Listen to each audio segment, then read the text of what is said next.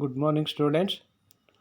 Today I am going to explain you about the continued part of this first chapter, that is concept of ecosystem. Particularly in this class I am going to explain you about the energy flow in ecosystem. Now, energy flow through an ecosystem. As you observe in the picture or the slide, there will be a representation of producers, herbivores, carnivores, secondary carnivores, and etc. So on the bottom of this graph representation, pyramidal representation, you will see the producers, which is the largest biomass, and then herbivore, slightly lesser than producers. Then comes the carnivore, that is primary carnivore or the primary consumers, and in the top or in the peak there will be secondary carnivores or secondary consumers, tertiary consumers. Now on the right hand side of this you will see that grass is the producer here, which occupies the first trophic level, and it can manufacture its own food, hence referred to as autotroph. And this grass is being eaten by mice, which occupies secondary trophic level here, and this mice is being eaten by snake, which occupies third trophic level, and this snake is being eaten up by hawk, which occupies the fourth trophic level. And you may observe a frog in between, also between producers and snakes. So it varies from a given ecosystem to another ecosystem. Now, as you observe in this slide, the solar radiation that falls on this earth, it is having different type of radiations. So majority of which is having UV radiation, which will enter into the atmosphere initially, and then it enters into stratosphere. And in stratosphere, as you know, that there will be upper stratosphere and lower stratosphere, below which there will be troposphere, and below which there will be the earth. So I have already explained you about these divisions of the earth's atmosphere in one of my previous classes. And much of this UV radiation, it is being absorbed by the ozone layer. You know, ozone is a protective umbrella like structure which protects our earth, because it absorbs much of this UV radiation. And some of this energy or this light energy, it will be reflected back to atmosphere from the lower stratosphere region, that which is having ozone layer.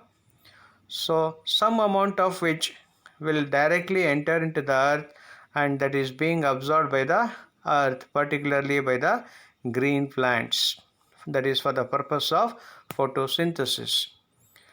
And on the right hand side of this image you observe that some amount of energy, it is radiated into the atmosphere in the form of heat or as heat.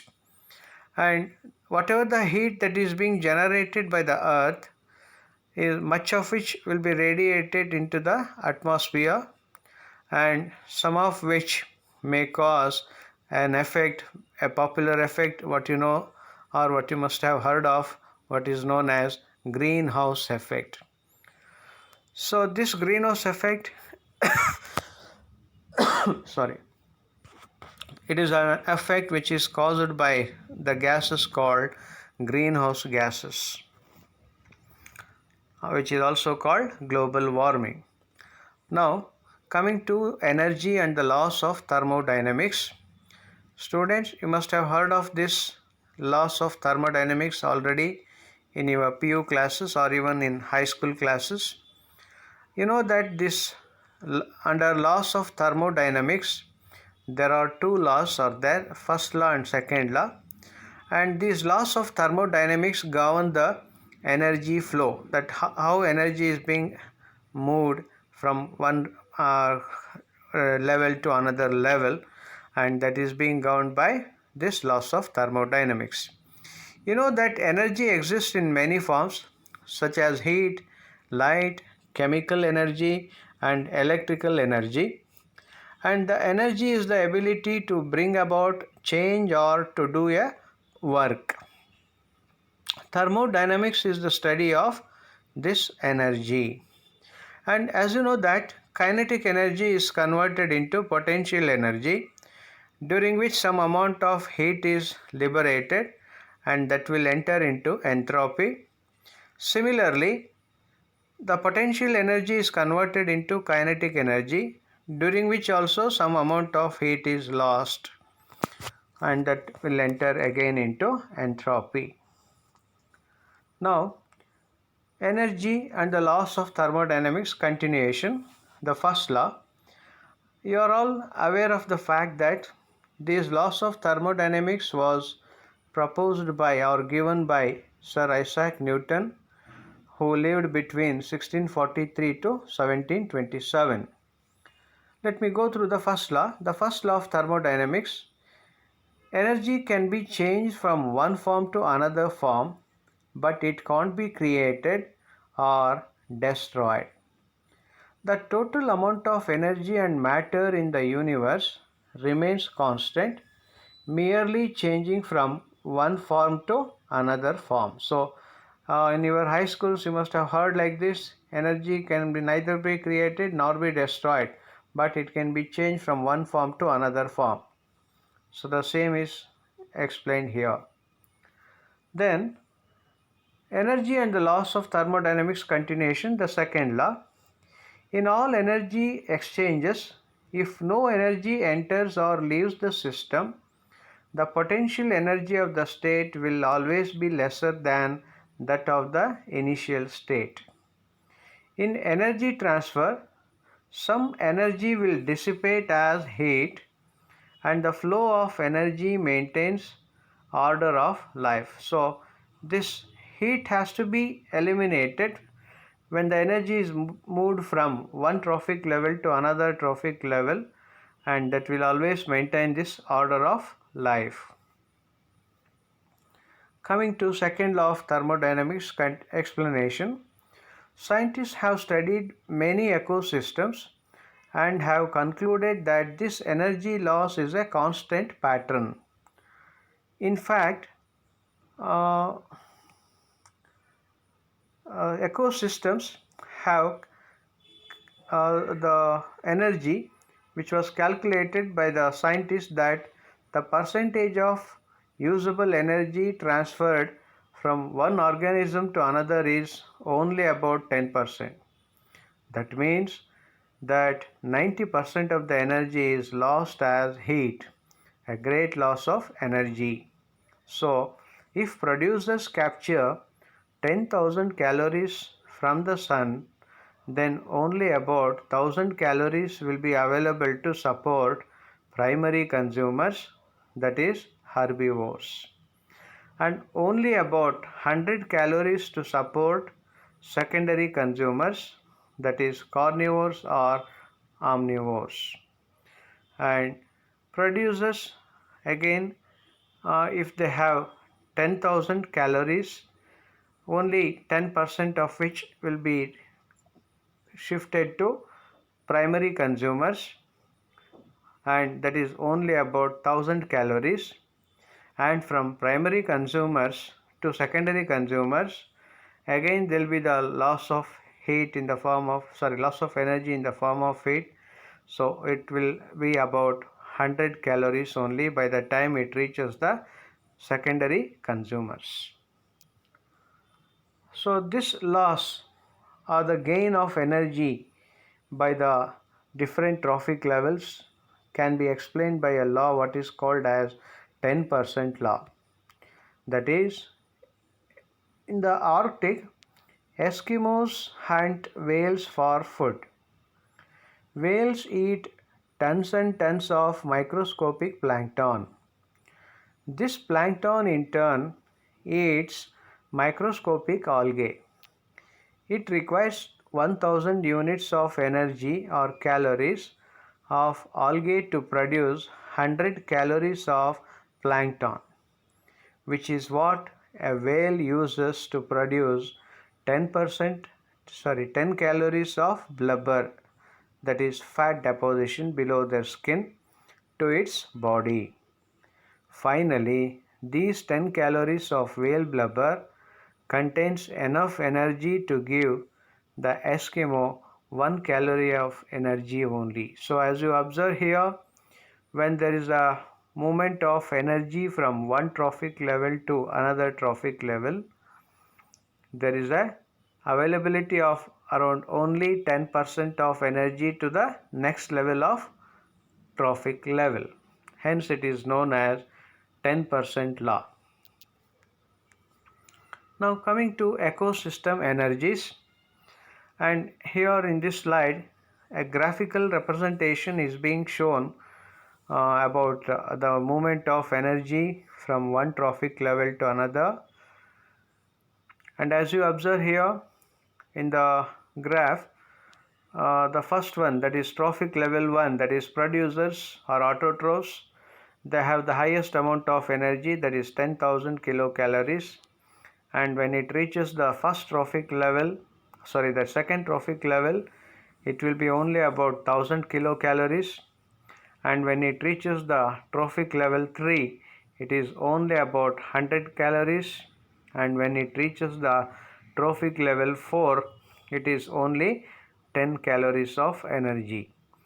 So one thing is very clear, that energy loss within trophic level as a result of respiration, or energy loss in transfer between trophic levels, that has been very much evident in all types of ecosystems present in this earth.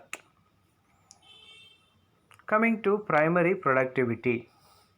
Primary productivity is the state of energy capture by producers, which is equivalent to the amount of new biomass of producers per unit time and space. So this is what is referred to as primary productivity. Now, gross primary production, which is abbreviated popularly as GPP, it is equivalent to total amount of energy captured. Then net primary production, that is NPP, which is equivalent to GPP minus respiration. So that is nothing but net primary production is equal to gross primary production minus the respiration loss of energy. So the net primary production is thus the amount of energy stored by the producers and potentially available to consumers and decomposers. Let me briefly go through this secondary productivity, because once you study the primary productivity, you will have to learn secondary productivity also. It is the rate of production of new biomass by consumers, that is the rate at which consumers convert organic material into new biomass of consumers.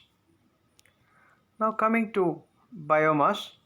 So biomass is organic matter produced by plants, terrestrial and aquatic, and their derivatives, and it includes forest crops and residues, crops specially grown in energy forms for their energy content, and animal manure.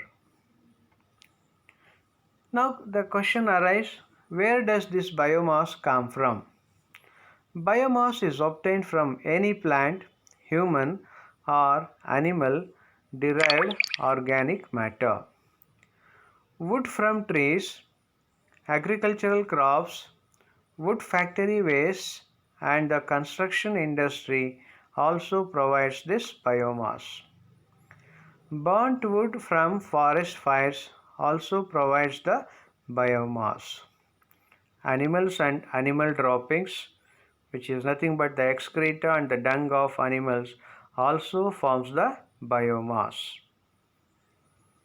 So, biomass means all organic matter that is available is known as biomass, and the energy released from biomass when it is eaten, burnt or converted into fuels is called biomass energy. Biomass provides a clean, renewable energy source that could dramatically improve our environment, economy, and energy security. Biomass energy generates far less air emissions than fossil fuels. That means they are eco-friendly.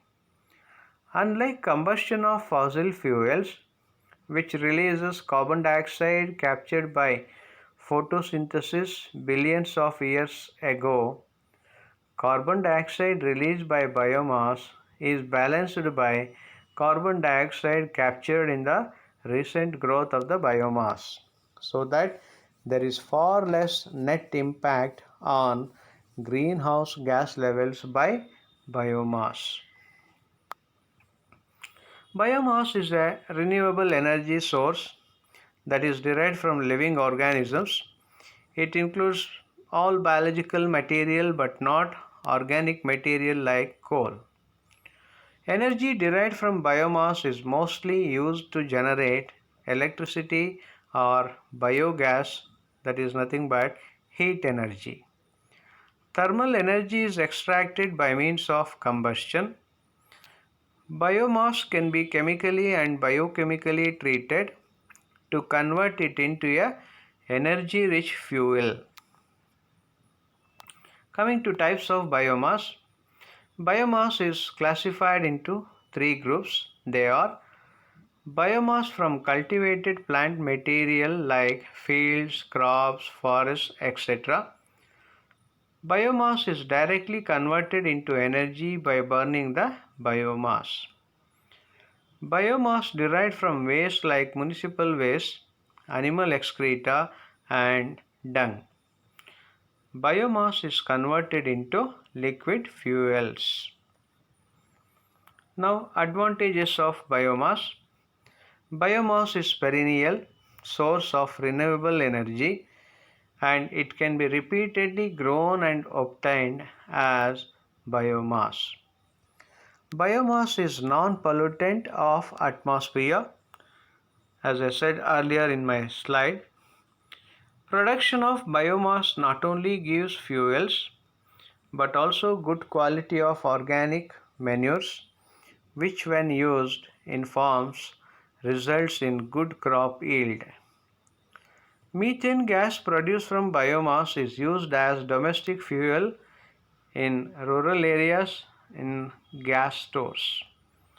Biomass is available everywhere and no need of transportation. Example, garbage, wood, alcohol fuels, animal manure, etc.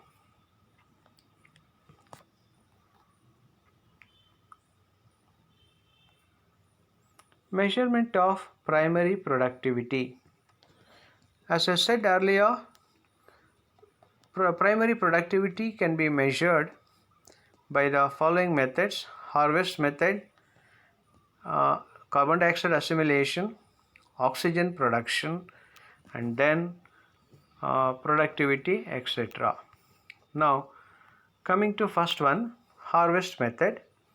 It measures biomass and expresses as biomass per unit area per unit time. Carbon dioxide assimilation measure carbon dioxide uptake in photosynthesis and release by respiration. Third one, measure oxygen production and consumption. So productivity is production per unit time, energy per unit area per unit time, that is joules per meter square per year. Biomass added per unit area per unit time, that is grams per meter square per year. Production is the incorporation of energy and materials into the bodies of organisms, that is biomass, and biomass is the mass of organic material in organisms of ecosystems, usually expressed per unit area. That is, standing crab is equal to ecosystem biomass. Now, the other methods of measuring primary productivity, that is fourth one, radioisotope method. So use of C14 tracer, that is a radioactive element in photosynthesis. Then last one, chlorophyll measurement. It assumes a correlation between amount of chlorophyll and rate of photosynthesis. So obviously much the chlorophyll content, more will be the rate of photosynthesis and more will be the primary productivity. Now coming to gross productivity, which is abbreviated popularly as GP. It is the total gain in energy of biomass per unit time. It could be through photosynthesis or absorption in consumers.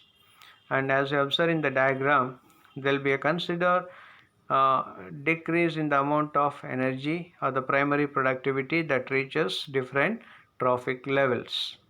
As you see here, producers have a biomass energy of 36,380, while primary consumers will have only 596 and secondary consumers have only about 48 calories. Now coming to net productivity, abbreviated as NP. It is a gain in energy or biomass per unit time remaining after allowing for respiratory loss.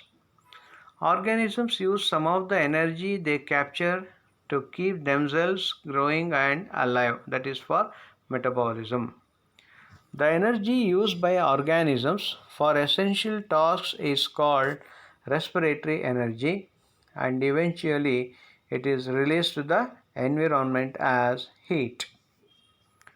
Now, net primary productivity, abbreviated as NPP, the quantity of biomass potentially available to consumers in ecosystem is referred to as NPP, that is net primary productivity. It is measured in unit of mass or energy per unit area and per unit time. Plants have to use some of the energy they capture to keep themselves growing and alive, that is for metabolism. So therefore NPP is equal to GPP minus respiration. So this is all about today's class, especially the flow of energy in ecosystem. So in the next class we will discuss about other small concepts like food chain, food web and other topics. Thank you, students.